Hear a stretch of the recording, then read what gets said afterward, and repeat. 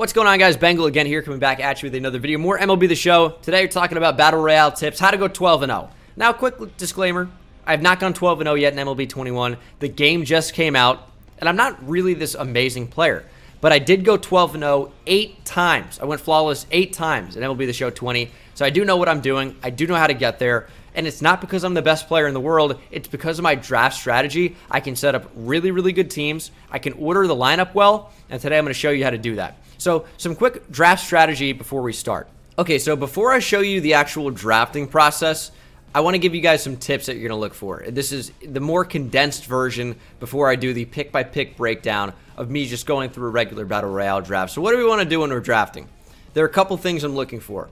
I want power. You can see everyone in this particular lineup has a really, really good amount of power. Generally, it's going to be 70 at the absolute minimum. Power changes the game. We want power. And with Inside Edge, with the upgrades, as you can see, plus 13 power against righties, some of these guys are playing up. And then you have guys with really, really good swings. Maybe their hitting numbers aren't too good, but they just have swings that generate power. There are certain players in the game, and you can only know this by playing the game more and seeing what other people say, that have really good swings that just hit a lot of home runs for no reason. Like Byron Buxton doesn't have a ton of power at all, but in real life, he certainly does. But in the game, he's an amazing swing, even with 68 or whatever power it is. 5 home runs and a double of my 8 hits. And he's really, really fast. I've stolen a couple bases already.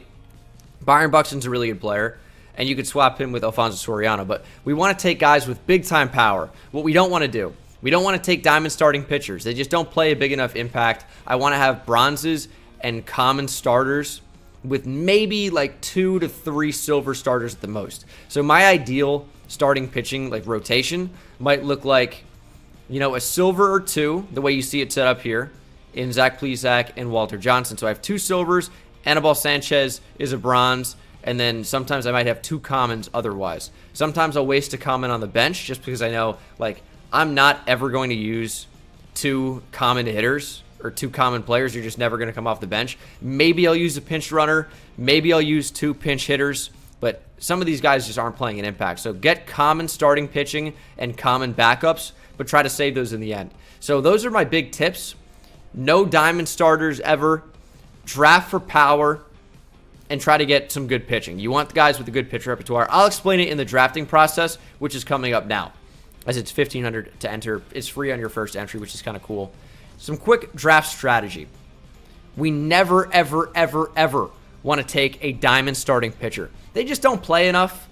And when you can get guys that are really, really going to impact the team more often, we're never taking a diamond starter. It just isn't happening. I want maybe 2 or 3 silver starters. Maybe if I have to, I'll take a gold starter. But those guys just don't play enough. You might be able to use them once every 3 games. And that isn't good enough to say, hey, maybe we'll get a win in game 1 because we have a decent starter here. It isn't good enough. It isn't good enough. It's all-star difficulty. Pitchers, like really good pitchers, are the ones with the best repertoire that can throw hard. And we're looking for sinkers and we're looking for cutters as the 2 big pitches.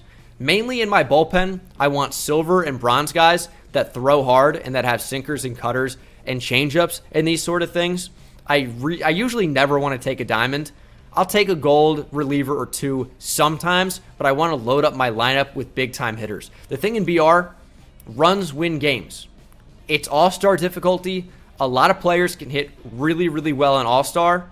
So sometimes it doesn't matter who you throw out there. If you have a diamond starter or a diamond reliever and they only have like 4-seam, change-up, curveball, sweeping curve, Frank Tanana does not have the pitches. I want sinker. I want slider for sure. I want cutter. He doesn't really have any of that. Sure, he throws hard, but Frank Tanana against a good player, they're going to be able to sit vertically. The sweeping curve is really the only pitch that moves horizontally. Terrible pick. We really never want to take a diamond starter. Really don't ever want to take a diamond reliever either. Maybe sometimes I will, but we want to take a diamond that's really going to impact the game. Never really want to take a diamond first baseman either. Just because there are a ton of really good first basemen you can get that are silver and bronze that can hit, that are going to do the same thing that David Ortiz can do.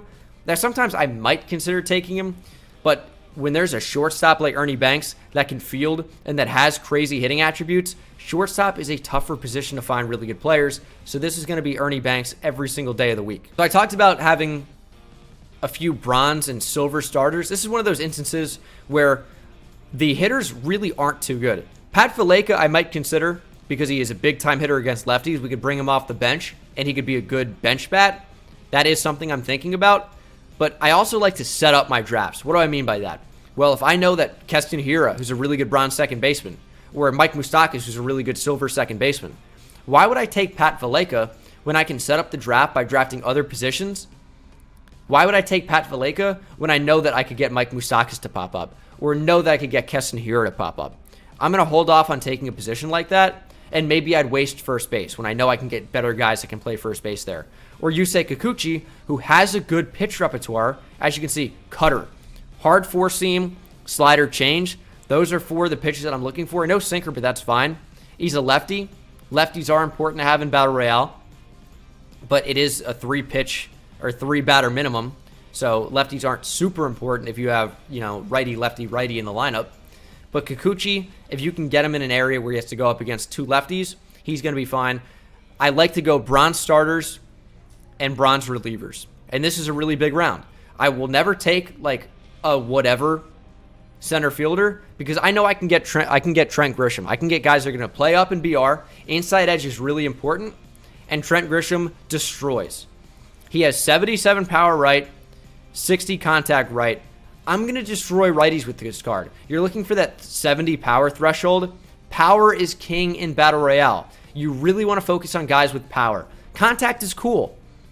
Maybe you're like, oh, my PCI is going to be bigger, but guess what? It doesn't change the game. If you square up the ball with a guy with high contact, great. You got a single, maybe you got a double. If you square up a guy with power, 70 plus, and the higher the better, the ball is going to leave the yard, and you're going to score big-time runs. I hit 581 with Silver Trent Grisham. 2372 OPS. 15 home runs out of my 25 hits. A triple and 5 doubles. 21 extra base hits out of my 25 hits. You want guys like this with good swings, with good power. Trent Grisham's a pick all day. I'm focusing on power. BR is a power game mode. Another good example here. Even though Jeff Bagwell's great, he's a first baseman. We can get better first basemen that can hit for power. Fielding's not incredibly important at first base. And also, Jeff Bagwell really only kills lefties. His numbers against righties are kind of whatever. So I can get a first baseman that's good against righties maybe, and I'm probably going to be facing righties more often. So why would I take Jeff Bagwell? Catcher's a tough position to find good players, and Salvador Perez has big-time power against righties and lefties, and is decent defensively if you care about that. Salvador Perez is the pick all day. I absolutely love this round because I can really make my point. Kyle Isbell, big contact against righties. We're never going to take him. We're never going to take him. He plays right field. We can get some really good silver right fielders. Jorge Soler, Franmil Reyes. Why would I take Kyle Isbell that can't hit a home run with 58 power? I mean, occasionally maybe. When I can get guys that can actually change the game with one swing. BR is a power game mode. It's all-star pitching and bad pitchers. The ball is going to fly. I've never taken Kyle Isbell. I'm saving right field. At third base, Jeimer Candelario doesn't have the power. He doesn't have the power. I can get third baseman who can hit the ball out. I'm never taking Jeimer Candelario. Same thing with Wilmer Flores. He's a little bit better. You can use him as a platoon, which means that if we're not facing a lefty, we can take him out for someone that can hit righties a little bit better. But I'm taking Jamison Tyone here because I want to save second base. I want to save third base. I want to save right field. I'm going to waste, essentially, a silver round with a starter. He throws decently hard enough, has a slider, has a 12-6. Jamison Tyone should be fine. Next round, I'm never taking Gerard Dyson. Has no power. We want 70-plus minimum. In right field, where guys can really hit, I'm never taking Gerard Dyson. Cespedes isn't good enough. We'll probably opt to take Matt Strahm here because he's a lefty. Lefties are important to have because there are a lot of big-time power-hitting lefties that you're going to face in Battle Royale. But Anibal Sanchez is also an option. We know he's going to have a sinker. They took away the sinker this year. Never mind. But does have a cutter, does have a splitter. I'll probably take Strahm instead. As I mentioned earlier, I want silver and bronzes in the pen. Maybe sometimes I'll throw a gold out there. And this is a good round again, where you see high contact, but really doesn't have the power. We want power. That's why Rafael Devers is the move. He has unbelievable contact and power, which means he's going to be very, very, very good when you make contact. We are focused on power. Power, power, power. It wins games. What's another thing? I want my lineup to be fairly balanced. I don't want too many lefties. I don't want too many righties. I don't want to make it too tough to pitch to me. So what do? I have a bunch of big-time power-hitting lefties already. Rafael Devers, Trent Grisham. Maybe I want a guy who's really, really good against lefties. And he's playing up. So Paul Goldschmidt with plus 13 against lefties is going to be very, very good today. That's 106 power left. And that's, 90 contact against lefties? Very, very good card. And what I can do is put Paul Goldschmidt behind a power-hitting lefty. So if you bring in a lefty to face one of my power-hitting lefties to try and neutralize them, guess what? Paul Goldschmidt is up next, and I'm going to have a really good matchup. We want to save the outfield for bigger power hitters.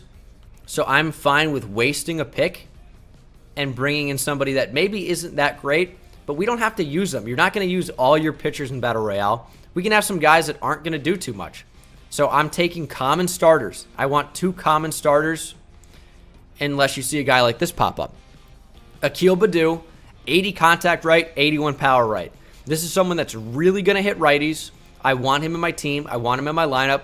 And guess what? He's not a super high overall, yet he still is good. I hit 412 with him, not too bad. We'll throw Akil Baddoo in there and left. This is a card that's going to tempt a lot of players because he has super, super high contact and he's super fast. I'll be honest with you, though. D. Gordon doesn't change the game. This is a guy I'm almost never going to draft. Mike Yastrzemski's pretty good. He hits righties pretty well. Hits lefties very well as a lefty, which is pretty rare. And he also has amazing quirks. Quirks are important. Unfazed. Get your PCI bigger with 2 strikes. First pitch hitter. Get your PCI bigger on the first pitch. Breaking ball hitter. They're going to nuke breaking balls. And day player, I think they have a bigger PCI during the day. So that means Mike Yastrzemski is going to be very, very, very, very good. Home Buddy, I think, is that like bigger PCI at home as well. So Yastrzemski is amazing quirks. But also Chris Martin. He's one of those relievers that's really, really good. I wouldn't take too many golds, but he has the best pitch repertoire you can get. Sinker, cutter, slider, change, 4-seam, throws pretty hard. As much as I like Mike Yastrzemski as an option, we can get really good silver right fielders. Yastrzemski doesn't make the cut. I'm going to go Chris Martin to get almost a guaranteed 3 outs. Daniel Hudson could be okay. Throws really hard, has slider, change, curveball, 4 pitches out of the pen, and it's a waste pick, if anything. Jose Alvarado is one of those lefties that throws really, really hard. Has a sinker, has a cutter, curveball, and a really hard 4-seamer. We take Jose Alvarado. He's one of those glitchy guys. You got to learn who the glitchy guys are. Flores, we talked about, just isn't quite good enough. He is against lefties, but I want to save second base to get Keston Hiura, who's an unbelievable bronze. I never want to take Kyle Isbell, so we're going to take Trevor Rosenthal because not only does he throw hard, has really high hit per 9 and K per 9, and has a slider and a changeup. Rosenthal should be pretty good. So Darren O'Day's an interesting one. Fun fact, he tips his pitches, which means he lets you know what pitch he's throwing by his hand grip before he actually throws. But some guys can be pretty good with him. I got a 2.89 ERA, so I would consider taking Darren O'Day from time to time. But Franmil Reyes is here. He's one of these guys that we're saving right field for. Crazy good power. He is way better than Kyle Isbell. Sure, he's playing down, but it's only -6. He's got 78 contact left, not bad. And then 68 power left, kind of whatever. But he kills righties for power, so Franmil Reyes is always the pick. And then what do we talk about at second base? I am saving second base. I want either Mike Moustakas, who's a silver, or Keston Hiura, who's a bronze. I'm not seeing either one of those guys, so I will waste a pick. I'll go Trevor Cahill, because you think he should have cutter sinker. He does. Those are the pitches I'm looking for. I take Trevor Cahill. Now, Jonathan Villar gets interesting because he's a switch hitter. Pretty valuable. And he's playing up a lot. Jonathan Villar is one of those guys with a good swing as well. But Aaron Bummer is a really, really good lefty to have. He's got good per 9s. He throws ridiculously hard, has sinker, cutter, and he's a really dominant lefty. We're going to take him. Jonathan Scope is a decent option if he plays up. He's not playing up today on inside edge. So we're going to go Diego Castillo. Basically, Jose Alvarado is a righty. Throws really hard, is a little bit wonky. They were both on the Rays. Sinker, 4-seam slider. That's going to be pretty good. We like that sinker. I'm still not getting the second baseman I want. I don't want Jed Lowry. So based on the way I've set up the draft at that position, man, he's playing up a lot. We're either going to get a silver or a bronze second baseman. So we'll have a complete full row of those. So we have a pretty good chance to get one of the guys I want. There's a slight chance we get a common there, which I don't want, but it is possible. So I'm just going to take the best reliever I can here. Might be Michael Fulmer, former starter. He's playing up. Has 5 pitches out of the bullpen. That's pretty valuable. AJ Cole, he is a cutter. Throws decently hard. 5 pitches. I'm going to go AJ Cole. I don't want another lefty. Don't want 4 lefties. Just not something I want. So I will go AJ Cole. And this is one of those situations where I set up the draft perfectly, and we just didn't get lucky enough to get Keston Hiura. Just didn't work out this time, but that happens. We'll go Jahmai Jones, who has decent power, decent speed. Kevin Biggio is one of those second basemen I'll look for as well, especially if he's playing up.